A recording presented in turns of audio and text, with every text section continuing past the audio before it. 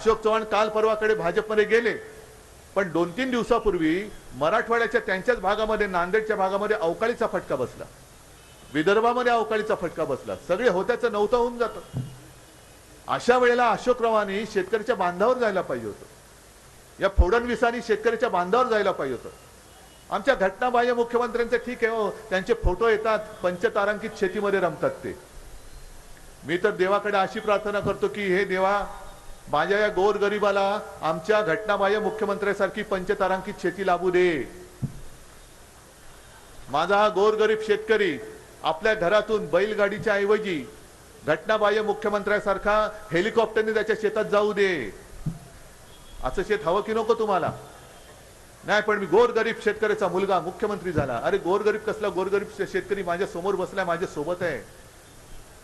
तो अन्नदाता असला तरी काहीचे पाहिजे त्याचे वांदे झालेत, कर्जात पुन्हा बुडतोय.